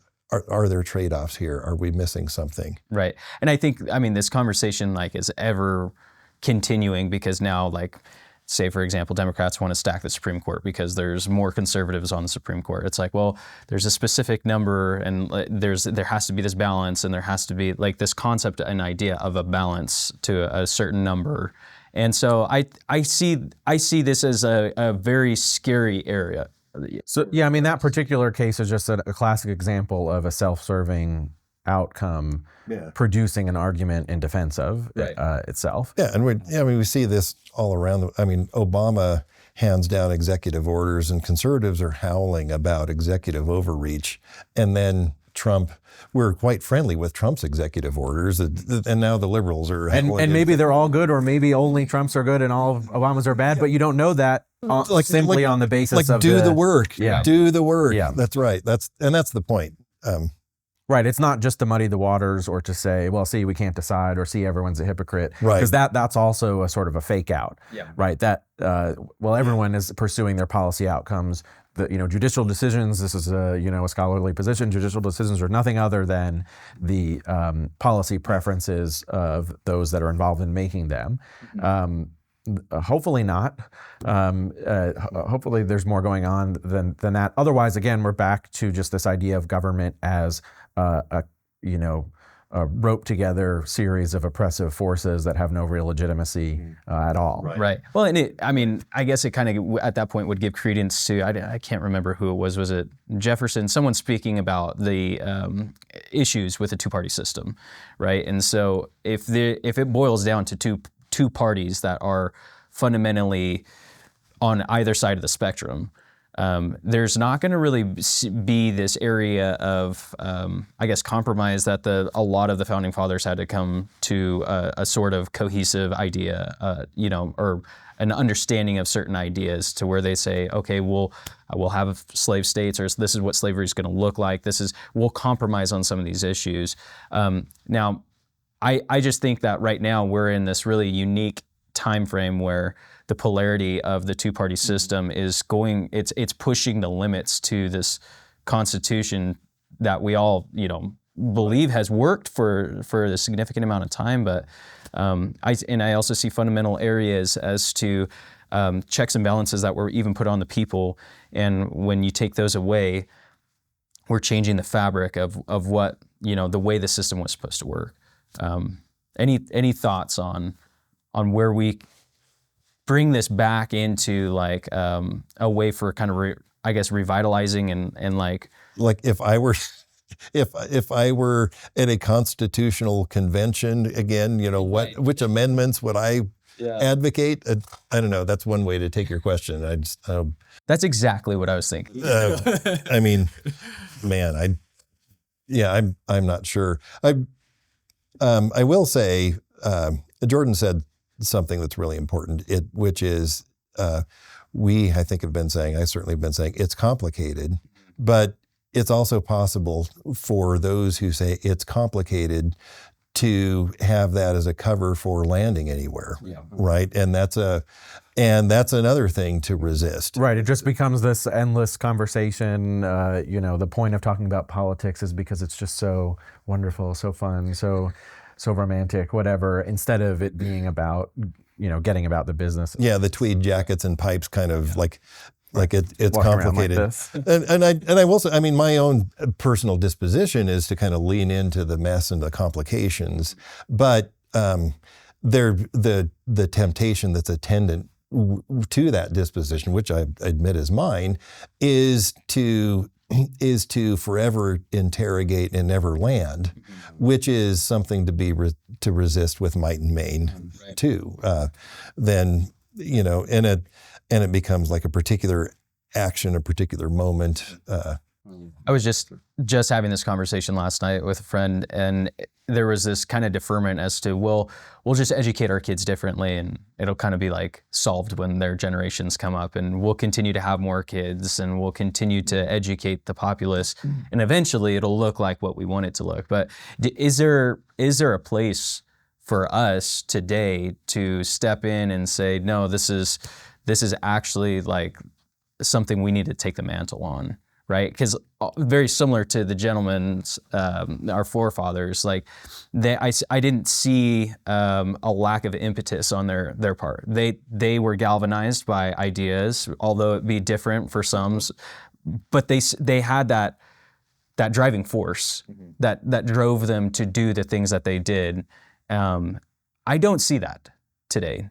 I feel like there's this sincere apathy of, again, we'll educate our kids and that'll be as far as we go, and then hopefully they deal with it. Yeah, well, one of the big ironies to that right here is one of the things that creates that apathy is our social media culture. So here we are putting out content. This is the irony here that, activism and thought is outsourced to... Well, if this was just sort of a mushroom on the surface of things with nothing behind it, then that would be one thing. But I think that this is built on top of the college, right? That's the kind of difference that I think that you're talking about. Yeah. Exactly. And so if you listen to this podcast, maybe the takeaway would be, why are you listening to podcasts? Read some books. Right. Right. Or get involved. Right.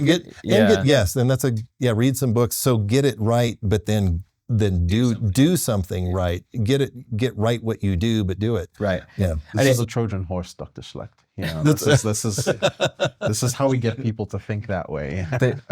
We use their own tools against it. Yeah. So shut your laptop, turn off your phone. And just speaking about systems, I'm now thinking to myself, we've kind of referred to those famous words by John Adams, which his words here: our Constitution was made only for a moral and religious people. It is wholly inadequate to the government of any other. I sometimes wonder, why did men like Adams make statements like this? Did they understand that the system on its own could not survive without people who are actually moral and religious? Like, there's a sense in which, like we were speaking a minute ago, like asking the questions before we make any kind of amendments, why things were in place the way they were.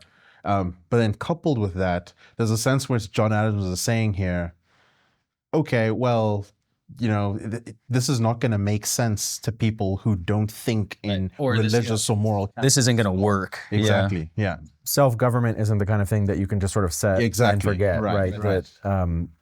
And yet there's this temptation always, especially, and this is going back to Tocqueville, but especially for democratic people, to desire this kind of what he calls soft despotism, this functionary or bureaucratic government. It's really a bother to run my life. So what if I outsourced it to some faraway capital and they just told me what to do? And I'll be fine in my family and in my interior life. But I don't really feel like having any aspirations higher than that. I think if the inertia goes in that direction. And so there has to be a conscious and concerted effort to create the conditions for action, for the action of self-government. And that's one way of describing the educational project. Right, absolutely. Yeah, speaking of de Tocqueville, a quote here: religion should therefore be considered as the first of their political institutions. From the start, politics and religion have agreed and have never ceased to do so. So that's the play to get everyone moving and aspiring to the right kinds of things. Yeah, and there again, the temptation is to have it be sort of hokey, right? That people will invoke God to justify whatever it is that they want to do. Right, they pray at the rodeo. So and at NASCAR. Yeah, right. You gotta pray for protection in those. That's right. Like, amen, boogity, boogity, boogity. There you go. That's American religion. But the real version is the kind of religious commitment which sees self-government as a necessary component in all its senses, right? So again, individual and family, and at the level of the state. And so if that's what we're after, if that's what we're genuinely doing, then great. But if it's sliding into a kind of veneer of not even just Christianity, but of religiosity, then that's going to be a hindrance, not a help, because you're going to think that everything's fine, right? After all, we've got prayers, there's chaplains involved, so isn't it basically okay? I think that's the kind of complacency that leads us to where we are now, because we were happy to be a surface Christian, society, and without recognizing that it's obviously a much deeper commitment. Maybe one illustration that gets at that is over the last generation, there's been contests over, like, can the Ten Commandments be displayed in the public square? Ted Cruz defended the Ten Commandments in Austin, Texas. That they're in the state capitol. Well, the Ten Commandments that he was defending was erected in cooperation with Paramount Pictures to promote the Ten Commandments movie in the 1960s. That's what got that installed there. When Paramount Pictures cooperates with all these local groups all around the country to get Ten Commandments up for movie promotion, which I guess is good as far as it goes, but that seems to have its problems. That's right. And then the arguments that those who advocate for retaining the Ten Commandments, and you can listen to it's in recordings in court. I'm assuring you, judges, it's not because it's true, it's because it's historical and part of our heritage. Yeah, and they have to say that in order to keep the Ten Commandments in the public square. And so is that good? Or so when I see the Ten Commandments in the public square, I just feel that conflict, good or bad. Do I wince, or do I say those are the Ten Commandments? And it's kind of both. You're right. Well, again, it goes back to what was when was this erected? Who erected it? And what was the purpose of it? And how it survives today because its defenders are on record that it doesn't matter. Mm-hmm. So don't remove it because it's harmless.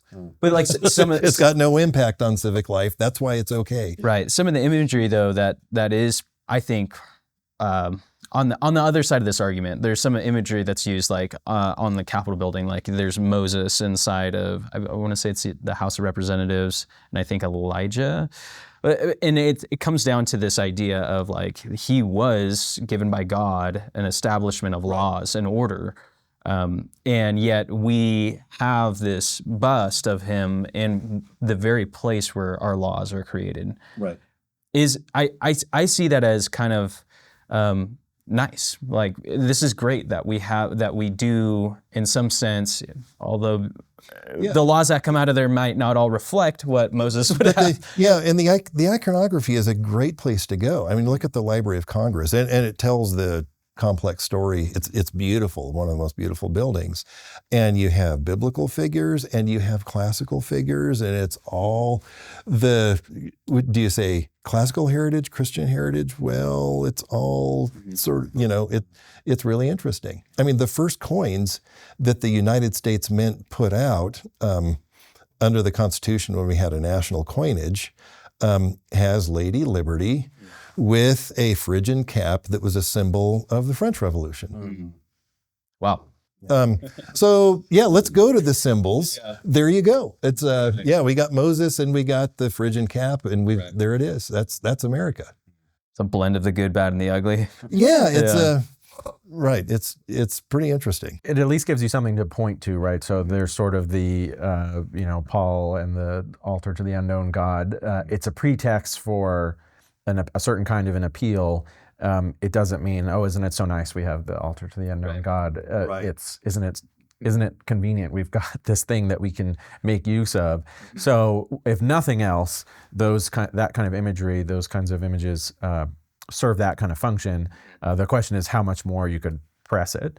Are there ways of driving it even further and making an appeal which is more robust in its claim? I think in some sense just going on the presumption that we live in a Christian nation and then making your case can be more useful than the kind of, these cloying arguments from these mid to late century cases involving crosses or Ten Commandments or other things where they'll say anything but that it is the truth of things. It's true, and it should be a guide for civic life. If you say that in court, then the Ten Commandments are going down. That's yeah. So there's practical and tactical reasons why there was pullback from that, but I think the answer has to be to press it again. Yeah.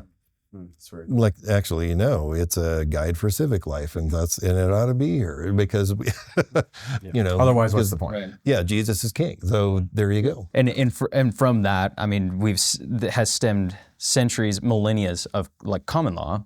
right, that has been adopted into very ideas that were written into the preamble of the Constitution. You know what I'm saying? So like it's very interesting that we say, okay, well, this isn't our law that we're going to observe because it's the Ten Commandments, and that would look like a theocracy. But it's from those very laws that over generations we have built this idea of the way God would have instituted a moral people.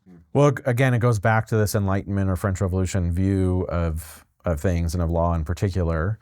None of that has any hold on us.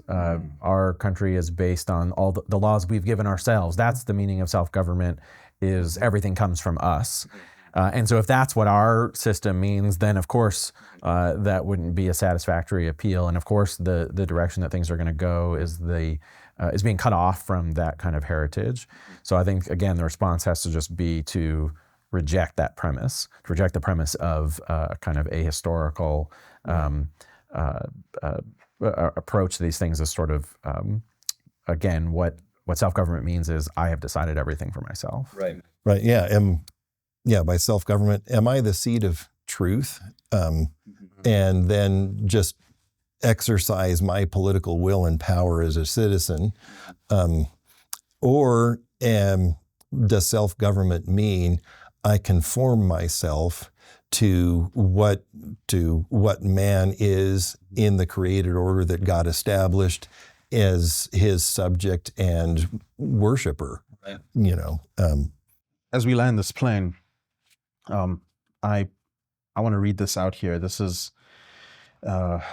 Abraham Lincoln, and this is him proclaiming the need for a national day of fasting, humiliation, and prayer. Reads here, "We have been the recipients of the choicest bounties of heaven. We have been preserved these many years in peace and prosperity. We have grown in numbers, wealth, and power as no other nation has ever grown. But we have forgotten God. We have forgotten the gracious hand which preserved us in peace and multiplied and enriched and strengthened us. And we have vainly imagined in the deceitfulness of our hearts that all these blessings were produced by some superior wisdom and virtue of our own. Intoxicated with unbroken success, we have become too self-sufficient to feel the necessity of redeeming and preserving grace, too proud to pray to the God that made us. It behooves us, then, to humble ourselves before the offended power, to confess our national sins, and to pray for clemency and forgiveness." How much do we need this kind of prayer today? And what sense do you make of this moment and how it's important for us to reflect on this moment for our contemporary time in America? I think we should be so lucky as to have something like that. Many, many books have been written on Lincoln's religion. I think my own take is that he goes from being a pretty profane young man. You look at his speeches from early in his career, they're hard to read sometimes, to one who genuinely believes in God's providence. That's a somewhat controversial take among different groups of folks, but that's, I think, my view. I think that, again, you see kind of what I pointed to before, that it's easy to be a believer in providence as an American because it just is so obvious. We live in a pretty great country, right? How could you deny it? So that starting point of the bounty of God, I think, is what then carries you through those other things, even in the face of sort of theological situation that even Lincoln himself found himself in. But I think the upshot of it is it would be nice to have something like that. Yeah, I think that's, and confession and gratitude, I think, are something that are pretty absent in today's political discourse. And so for you to read that, I think that it's jarring to us because that's a voice from a different context. That's a voice from a different context. Yeah, if you go through and sort of read either 4th of July declarations or Thanksgiving declarations, they have their ups and downs, and you can kind of track American public religion by means of those presidential proclamations, and some of them are quite depressing, even especially a number of the more recent ones, just how generic and bad they are. And when you pull out examples like Lincoln's, or there's a few from Coolidge that I like, there's certainly others. I think if the worry is that we can't do this, again, it's pretty obvious that we can just get out there and say stuff like this. Right. That's all that it takes. Right. Gentlemen, thank you for joining us today. Is there anything you want to say in closing that you think needs to be said but hasn't yet been said? I think we should be grateful for our nation, grateful for the heritage that God's given us, and I think we should lean into that heritage, but lean into it faithfully to, again, take the examples for us to follow and the cautions in those examples as well for us to resist, so that we can actually be better than the Founding Fathers. Amen. That's what I hope for my children and children's children.